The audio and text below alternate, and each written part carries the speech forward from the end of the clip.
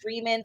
Good morning or good afternoon, depending on where you're at. My name is Angelica from Circante. I will be moderating today's chat. We have Kelly and Savannah today presenting on aligning sales and marketing with account engagement. Before I hand things over to Kelly to get started, two housekeeping items. Yes, you're probably sick of us saying it. These sessions will be recorded. They all will be accessible 24 hours after the event. So think early next week. We also will be sending you an email. And then lastly, hopefully we have some time for live Q&A. Post your questions in the Q&A tab above. And I will pass over to you, Kelly, to get things started. Thank you, Angelica. Appreciate it. Welcome to our last day of More Dreaming. Today, Savannah and I will be going over aligning sales and marketing with account engagement, aka PARDA. You might hear those slips every now and then. So my name is Kelly Ryan. I am a CRM and marketing automation specialist here at Circante. And I'm going to go ahead and pass over to Savannah to introduce herself. Yeah, my name is, hi everybody. My name is Savannah Larson or Savannah Parama, depending on how you see it. I'm an associate digital marketing manager at JR Simplot company. I'm in the food group business unit there. Simplot's a family-owned and run manufacturer of evolving portfolio of food service products. So we partner with some of the largest restaurant chains to mom and pop operations, schools, and more to help support with our products, our culinary expertise, and our industry knowledge. So Food Group is focused on all things food service, pretty much. Looking forward to our session. Awesome. Thanks, Savannah. Okay, as always, thanks to our incredible sponsors. Without them, this wouldn't be possible. Demo Jam was this morning, so feel free to check that out, see all the fun things that they demoed. Our agenda today, we're going to be going over the problem that we're facing, some campaign phases 1 and 2 with some use cases from Savannah. Then we'll hop into reporting, key takeaways, and we'll leave some time at the end today for any questions. So feel free to post that in chat, and Angelica will be monitoring that as well. Okay, so what is the problem that we're addressing today? B2B is ready for digital distribution and disruption. And what is that? Why is that the problem? Today's buyers have been trained to expect a consumer grade experience, which means they haven't been providing that overall.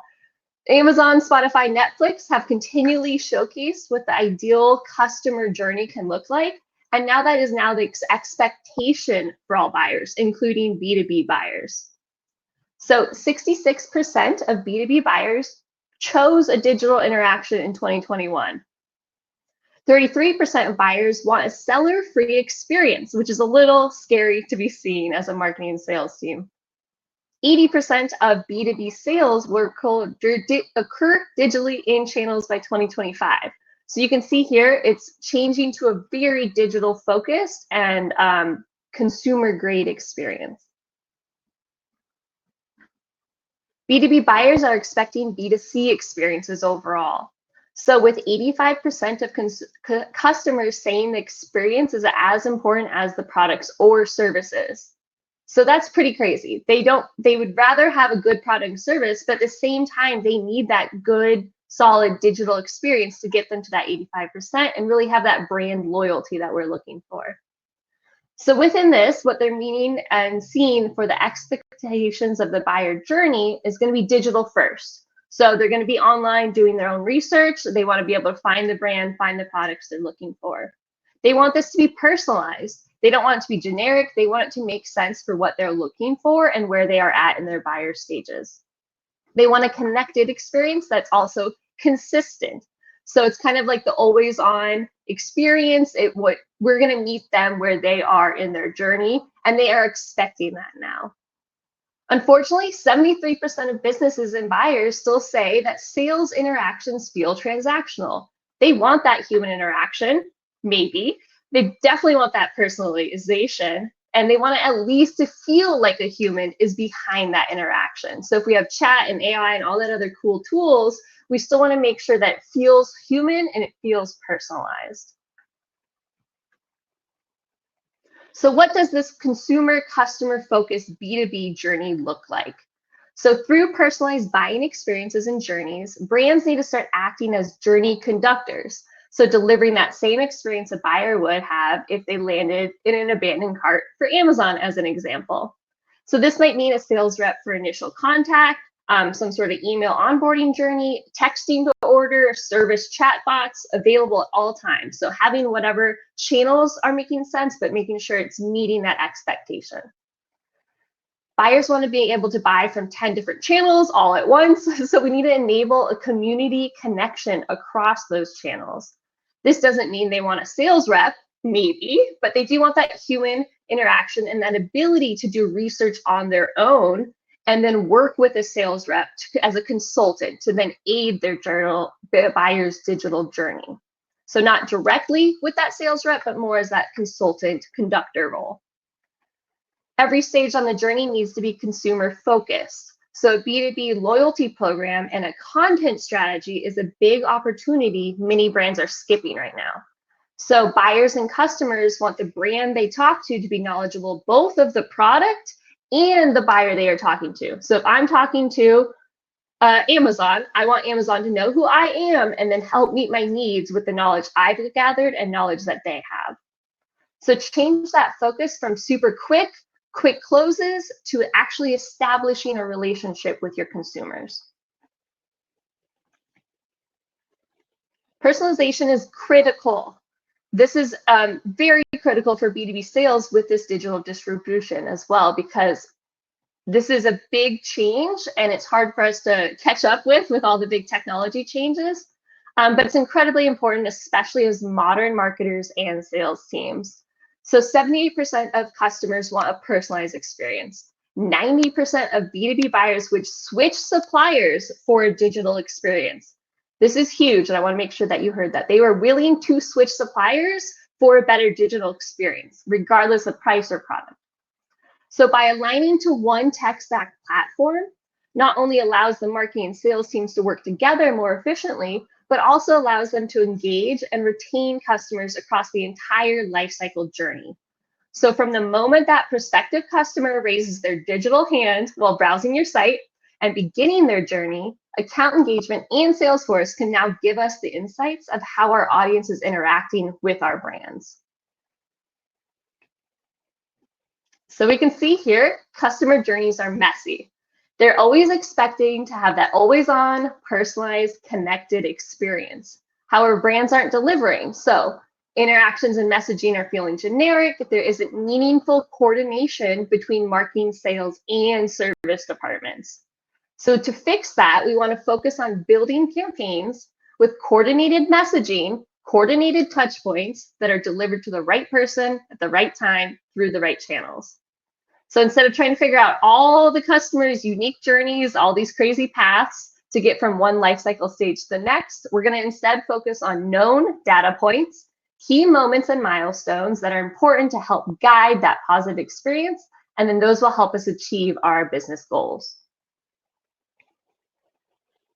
So looking at phase one, we're going to start with capturing our leads. So in phase one, we're going to review a food show event that Simplot attended as our use case. So what are we going to do to consistently capture these leads into our platforms and then nurture them accordingly, both manual and automatically? So food service industry hosts hundreds of food shows events in a year. Marketing and sales teams pay big bucks to attend. Networking is the big benefit for attending. And new relationships may not convert to revenue right away. We don't want them to go stale though. So what do we consider purposeful industry events? How are we tracking these interactions? How can we justify the expense?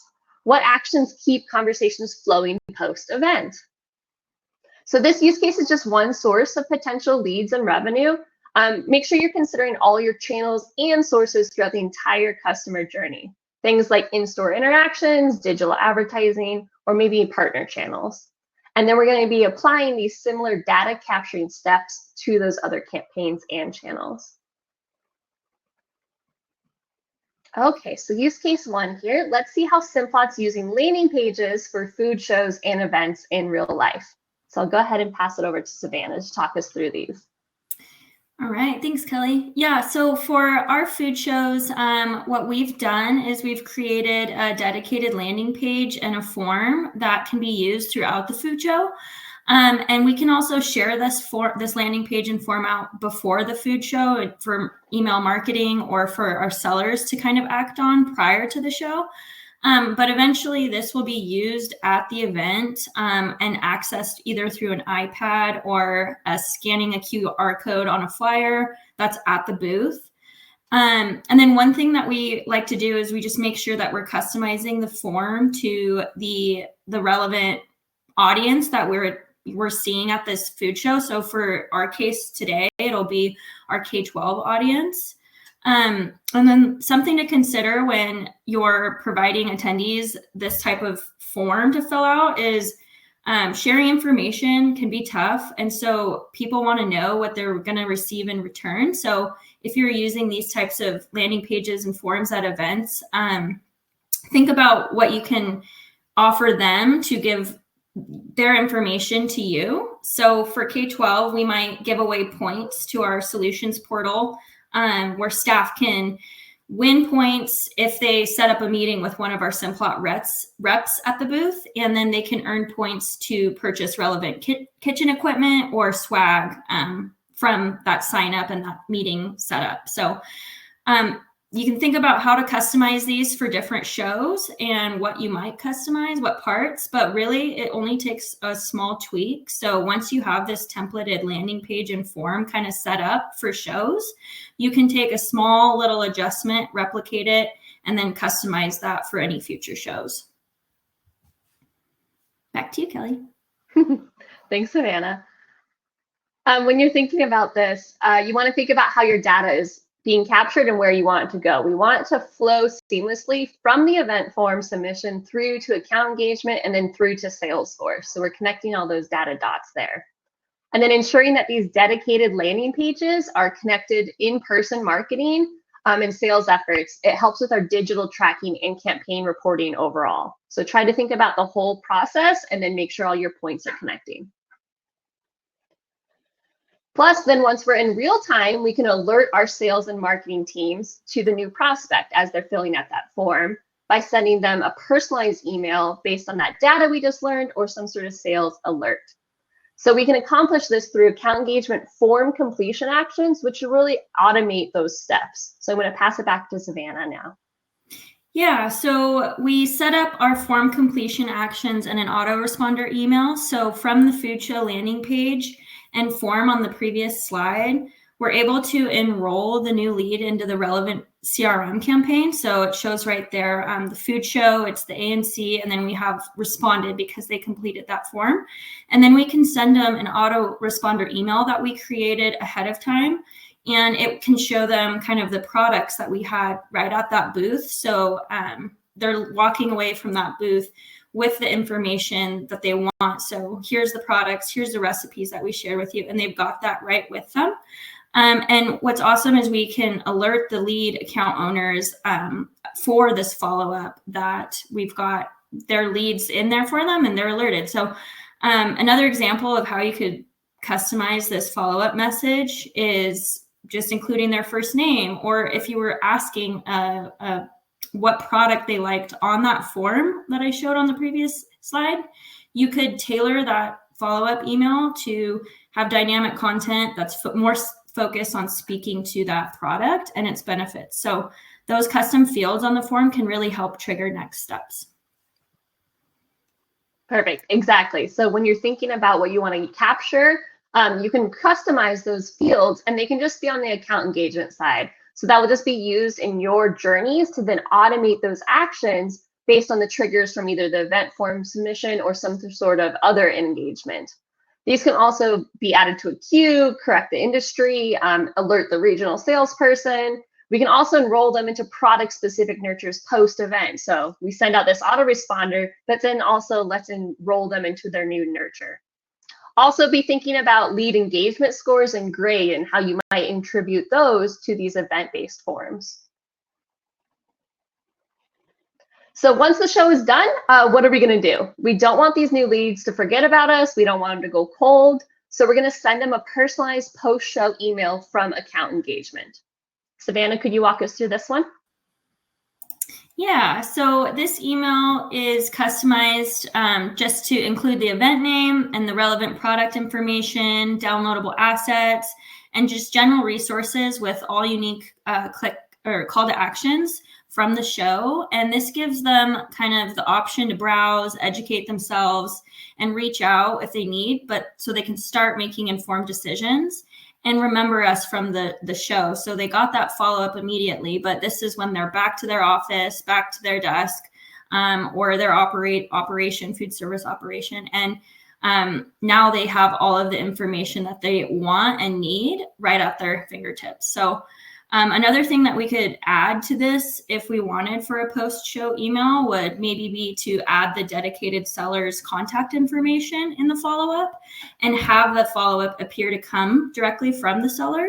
And so in which case, if they respond to that communication or have any questions, it goes directly to that seller. And this keeps that conversation between the seller and our lead or our customer or future customer, hopefully, and keeps it really personalized and moves that conversation forward. Another example would be if we were doing a giveaway at the show, let's say, and we wanted to announce a winner. This could be a great time to highlight that giveaway winner to encourage future participation at future shows. And then if you wanted to go to the next slide, I wanted to add something on our email preferences. Perfect. So we also ask new prospects to subscribe via our email preference center while they continue through their buyer's journey. You'll find this in our post-show marketing email pathways, as well as our newsletter footer banner, so that subscribers can make these choices and updates anytime they feel. And it really gives them the power to kind of receive the content that they wish and they want and find it useful. It kind of empowers them to make those choices. Yeah, empowering the user is going to be really helpful because just like we just saw, they want to be doing their own digital research. They don't really want to talk to people or see things, but they want it to be personalized to meet their needs and what they've already looked at. So with these email preference centers, this is an account engagement example. We can customize these subscriber lists. They can be both static or dynamic based on data points that we know about that user. And then we can enable more automation and segmentation based on these choices. So now, in addition to getting the monthly newsletter, the post-show reach out, they're now expecting to get these other more thoughtful onboarding nurture journeys to introduce our brand, show off thought leadership content, and then that will help them progress through their life cycle stages.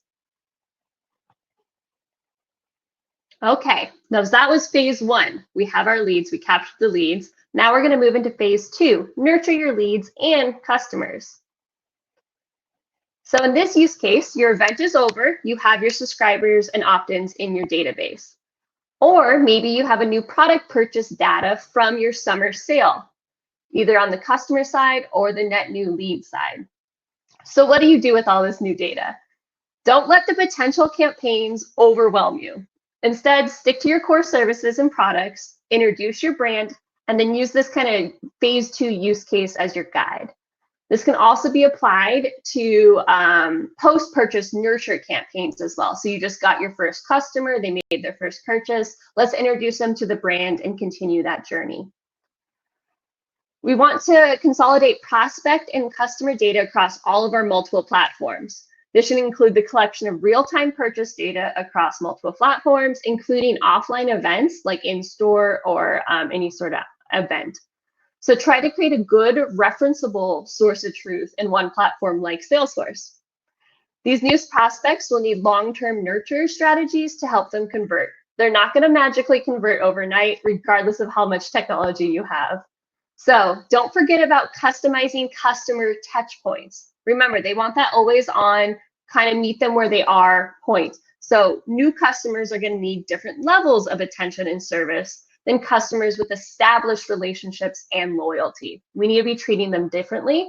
So how are we going to cater to those needs and then help ourselves scale up accordingly with marketing, sales, service? We also need to be able to scale and pivot based on those journey paths that that user is choosing for themselves. Be thoughtful when pairing the content to each funnel stage as well. We need to make sure the content makes sense with our audience needs, interests, and where they are in their life cycle. So what do we want to identify and engage our prospects? What are our funnel KPIs? Make sure we have that written down somewhere so we know what we are establishing our baseline for and what we're measuring against. What are our moments that matter, or trigger points, or pass-off points? Which teams own that relationship or stage? Are we passing that across from marketing to service? Are we including sales? Or even are these parallel journeys? Once we have those journeys established and where the teams are, we can then say what can be automated. Ideally, we're not doing all this scale up manually. We have our technology to rely on. So let's make sure we have those data points and that flow knowledge that we can then automate those paths. And then finally, what messaging channels will represent our brand and engage our audience the best? We can't just use LinkedIn for everything. That's not going to make sense for every brand, and our audience might not even be on LinkedIn. So let's find out where they are and meet them where they need it.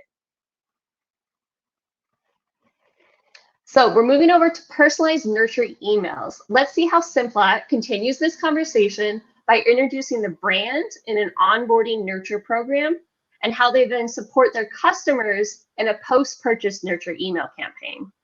So these customer journeys are going to be based on known data points and can be further segmented based on those sources that we've gathered. So digital ads, in-store registrations, LinkedIn, Google search. Keep in mind that the audience segmentation and specific channels should all have different campaign goals. We're measuring our success and we're treating each channels as mini campaigns almost. So in this use case, we want to start strong with our personalized nurture email from data we gathered during our food show. Savannah, I'm going to pass it back to you. Awesome. Yeah, so like Kelly said, we want to continue the conversation after the show. So we've got our leads, and now we want to increase engagement through these personalized nurtures. These are separated by audience segmentation with known data points. So K-12 is getting a personalized nurture program for their specific needs, their audience. And so we consider their known data points. We know that this audience loves recipes. They need it. They want more recipe inspiration for feeding students. So you can refer to their email preference center subscriptions. So what do they want to receive? In this case, a lot of times we see them selecting everything. They want to receive all of our newsletter information, new products, any types of trends and insights. So we get to see that insight from them. And then check on their product interests. Have the sellers tagged anything in their account? Do they like frozen avocado? Are they more interested in bakeable fries? So we look at that data, and then don't forget to just look at, what part of the industry are they in? They're in schools. So that's a lot different kind of content than maybe a large chain restaurant. So you can take all of this information and customize each touch point. So through HTML and merge tags to start, and then you can build out dynamic content from there. So we're now sharing with them on a weekly basis a recipe of the week. And then we support that every week or so with an additional tool or blog or some trends and insights that is relevant to that audience, and find that they are just very engaged in it. They love the content, and we can just continue to build off of that. And then if you want to go to the next slide, this is an example of a post-purchase personalized email that we have created for any of our prospects that have decided, okay, great, I've engaged with all this content. I've seen the products that I want. I've kind of been informed on how to use them. I've connected with the seller, and now I want to purchase the product. So we get all that information, and once they've purchased, we know, okay, they've purchased, in this example, ready to eat frozen vegetables or fruit. They've purchased that brand. So we want to continue that relationship and that engagement with them as they're a customer to keep that retention. And this is a great opportunity to further educate them on what they've purchased and why it's beneficial to them. And so you understand, like, what are the trigger points and the moments that matter for this phase of the journey. And that purchase is a really good opportunity for us to inform them on how, like, best practices, handling and thawing. This is a food product. And so these instructions, although they look kind of boring right here, are really valuable to them. And we can follow that up with more imagery of recipes and menu applications in the nurture series to help inspire them how to best use this product. And all of this can be built and customized with dynamic landing pages and content and ungated content paths. So it's taking all these known data points and putting them into this nurture foundation, and applying it in this kind of format is what we've been finding successful. Yeah, these are great examples. So it's hitting both our known data points for our leads as well as our customers, and we're meeting them where they want, and then we're giving them extra educational content to then continue their journey. Even if they are a customer, there's those upsell, resell opportunities to consider. And remember, these can all be very light personalization lists. You don't have to take it to this level right off the bat. You can take time, gather the data, and start to test to see what is resonating with our audience and what they would like to be seeing.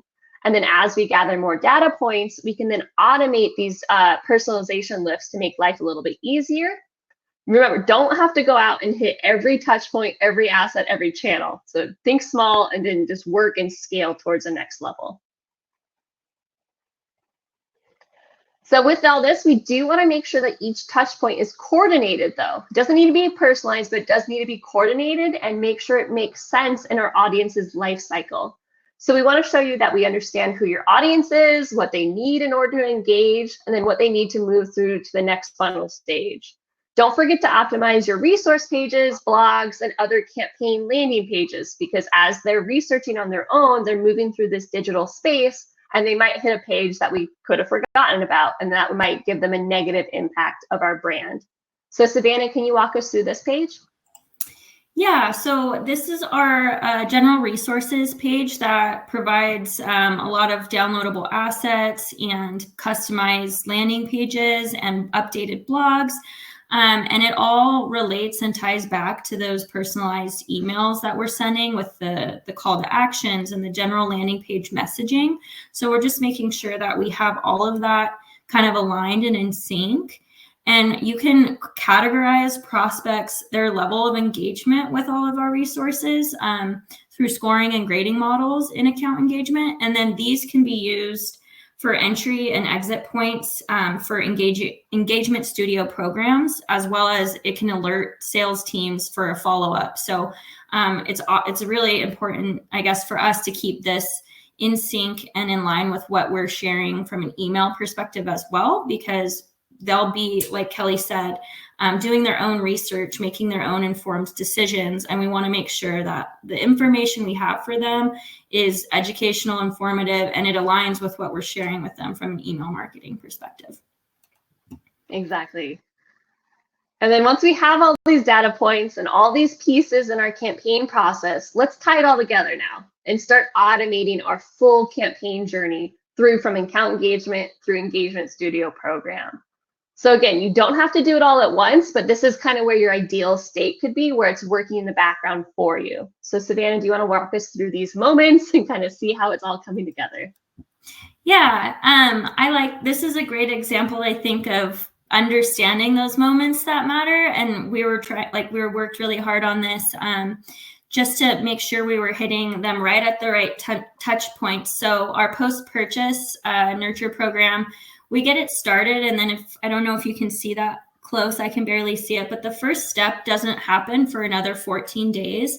And that's because we want that operator to have time to receive the product that they purchased through the distributor. So it doesn't make sense to say, here's some handling and thawing practices the day they purchase. So we're just really tailoring this message to them. And what I really think is exciting about this post-purchase engagement program is we have a step that is 90 days later. And I really like that one because it's asking them, hey, have you had a chance to use this product? What are your thoughts? We'd love your feedback.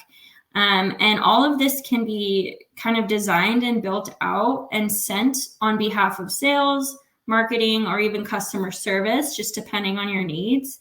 And again, real-time alerts can be set up for the lead owners. So however the customer operator is engaging with this, you can alert those closest to that operator. And I think it's just an exciting program. I love this. And we are hoping to continue implementing this to like additional product lines and things like that. So. Yeah, awesome. Thanks, Savannah. And also, once they have this established, like Savannah just mentioned, we can clone it in account engagement. So you have your baseline, clone it, and then change out all your pieces, and your life is going to be so much better. Okay, so now let's bring it all together, bring your sales and marketing teams together, and let's deliver those results. So once the campaign is live, we want to continually monitor and optimize our audience's experience, while also being able to prove our influence on successful close-won deals.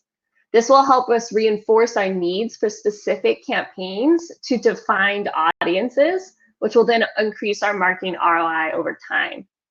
So how are we going to do this?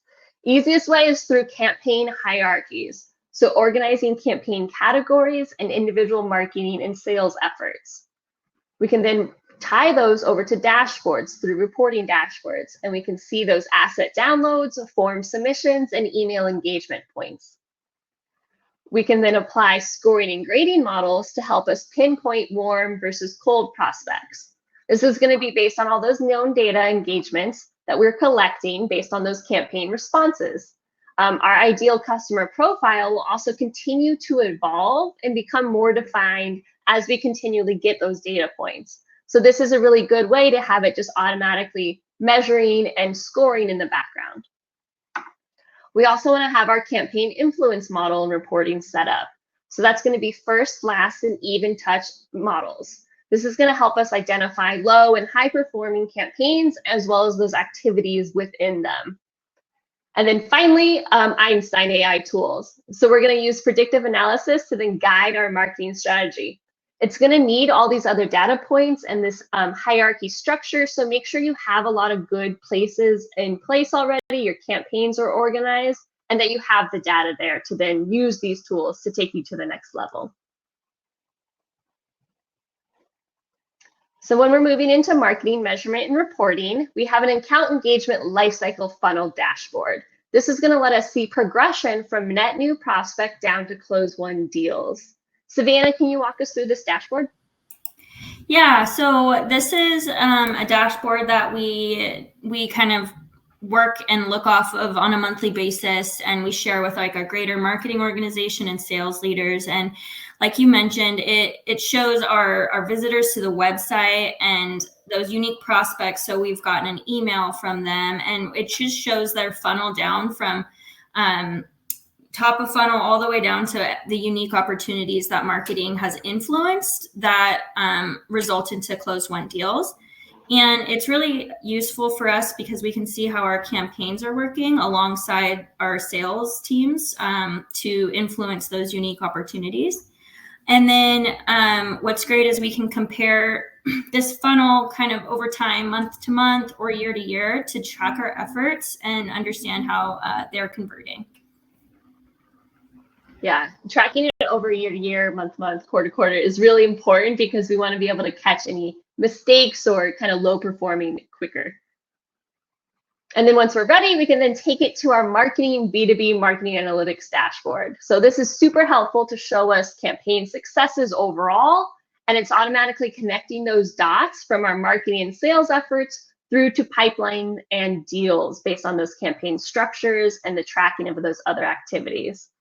So Savannah, I'm going to pass this one back to you. Yeah, I love this dashboard. Again, we share this with our greater marketing organization and our sales leaders. And what's really great about this dashboard is it was personalized to our business needs. So we track opportunities influenced by volume. And so this dashboard shows the volume by campaign and by channel.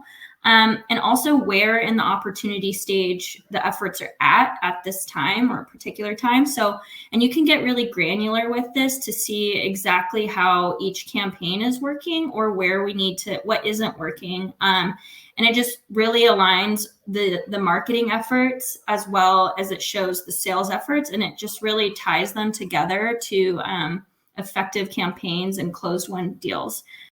So yeah, this is my favorite dashboard. It's mine too. Okay. So now we have everything collected, everything's live. Let's make sure that sales is involved as well. So we want to have them reaching out to these prospects in parallel with our marketing campaigns. And that means they're going to be working in partnership with marketing and service to then deliver the right messages to the right people at the right time, and then also through those correct channels. So how are we going to do this? Easiest way is going to be through using a sales cadence tool like Salesforce Engage or HighSpot. We can then create tailored messaging templates that are specific to brand and campaign goals for then use in email, call scripts, and voicemails.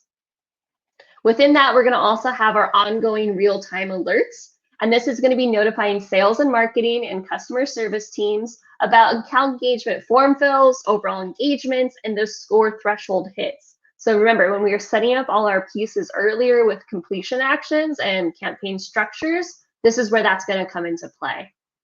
And then finally, make sure you're using the opportunity contact role. This is a standard Salesforce feature. I just want to make sure that you're using it, because then that can be tied back through campaign influence dashboard that we just looked at to look at pipeline efforts as it relates to specific campaigns.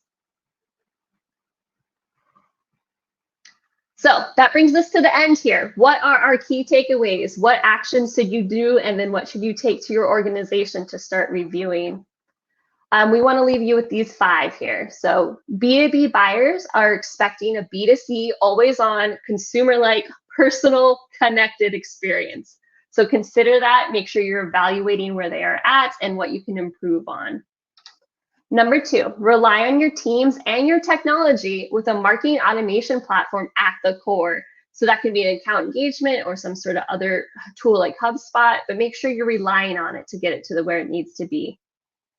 Ensure your sales and marketing teams understand their roles. This one is really big for outreach coordination and setting goals. We want to ensure everybody takes on the responsibilities that they need to do, and then they understand what their roles are in that process. Don't let perfect be the enemy of good, and even a little personalization can go a long way.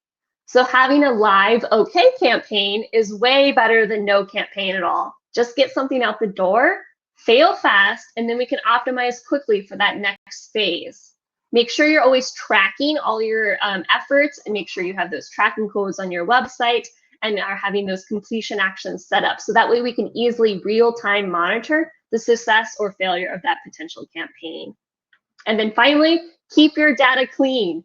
Without a trusted data source of truth, all this is going to be just a huge pain to automate and report on. So having a good, clean database, both in account engagement and Salesforce, as well as any other third-party tools or anything else in your tech stack, we want it to be clean and usable so that we can take this to the next automated, personalized level. Okay, so that brings us to the end. Thank you, everyone who attended today. We now have some time if we want to go over any questions. Feel free to post them in chat. And then Angelica, if you want to hop back and help us out, that'd be awesome. Here I am. All right. We do have a few questions. I'm excited. All right. One from Brittany. Is the preference center request sent to them via email following initial opt-in, or do you redirect them to the preference center upon a specific click or action? And how often do you find the subscribers complete submitting their preferences? Yeah, that's a great question. So the preference center request is sent to them via email. We don't redirect them from a specific click or anything. And we have the email preference center, which you might as well, in all of our newsletters in the footer, so that at any time they can go in there. And then how often do we find that subscribers complete this? I think it really depends on the segment. We have really engaged, like for K-12, for example, they are so engaged with our content. So it really depends on what level of, I guess, our ideal customer is, which customer they are. So that one's kind of, it depends on the audience, but some are very, they click everything, and then some will click, they just want new products. It just depends on that type of operator. Hopefully I answered that. Awesome. Thank you, Savannah. Next question from Ashley. Can you expand on using the Salesforce data for sales with Pardot reporting to have a better view of ROI? Yeah. So using the Salesforce data from our sales teams, so showing those opportunities that they're putting in and the stage of where they're at. When you relate that with our Pardot reporting and the activity that's happening there, for like if we were to use a food show example that we've kind of gone through today, it really shows that that email that we got from that food show and the nurture path that it went through from that marketing perspective, where we were able to then redirect it to the seller to start initiating their own logged calls with that operator. It shows their engagement with our marketing activities. It shows the logged calls on the seller side. We can see what those calls were kind of discussing. We can see where they clicked. They requested a sample maybe from an email marketing thing after the show. And then it ends up, the opportunity can be associated with all of those touch points to the closed won deal, which again brings value to those food shows where sometimes it's really hard to track the ROI on those. But it's just a little bit of like a longer term. You kind of have to be patient for those results. Awesome. Thank you, Savannah. One last question, and I might even toss a question in here as well, but we'll go with Jackie's first. What is the tool HighSpot and what is the Salesforce version? I don't know the answer to this, Savannah. I don't know if you do. We actually, at Simplot, we do use HighSpot. I think it's kind of outside of the account engagement realm. It's a sales enablement tool.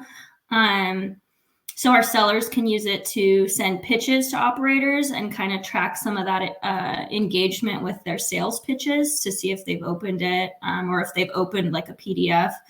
It also houses a lot of content that our sellers can share out. So if marketing has created content, blogs or full line product guides, ebooks, things like that they want to share out, they can use HighSpot from that.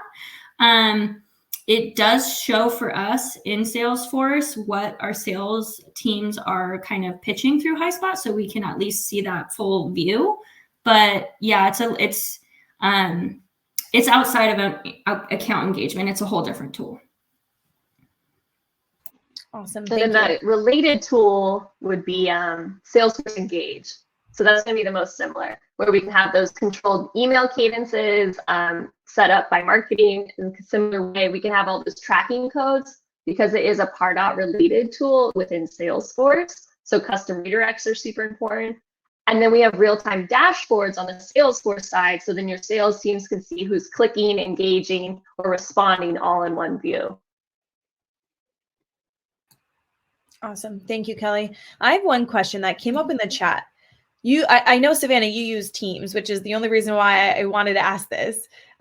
What we do at Sercante, because we had a question on whether or not you can customize those Pardot user notification emails, what we've done at Sercante, we send Slack notifications to our sales team. Is there anything that you folks are doing today when it comes to Teams and sales alignment and marketing that you'd like to share with everybody? Man, that's a toughie. Teams, I don't know if we use Teams in the same way that you guys might be using Slack. Everything's kind of done through Outlook for us right now, Microsoft Outlook, as far as signaling to the sales team or triggering to them something that has been filled out. So that's not going through our Teams right now. Gotcha. But good to think about. Yeah, absolutely. We have about a minute left. Nayla, maybe we can get your question in depending on how fast Savannah is answering. Let's see. How can you measure the ROI of a campaign when the first contact of a lead was a seller? So I think that, yeah, that's a tough question to answer in 58 seconds. If the first contact is a seller, that's great. But what we can do from a marketing side is while our seller is focused on them, they've got a bajillion other, people that they're trying to talk to and be present for. And so our content can support them. And if we can see that they're clicking in it, engaging in it, even if they don't request something from us, if they're calling and talking to their seller, to us, that's what matters most, is they're continuing the conversation. So we're just really supporting our sellers so that their energy can kind of be allocated better, I guess. Yeah. They don't get That was bogged an down. awesome answer. That was an Yeah. awesome answer, Savannah. All right, everybody. We have just enough time to wrap up here. We have a few other sessions going on today before March Dreamin' is officially over. Thank you so much for attending today and have a great rest of your day. Thank you.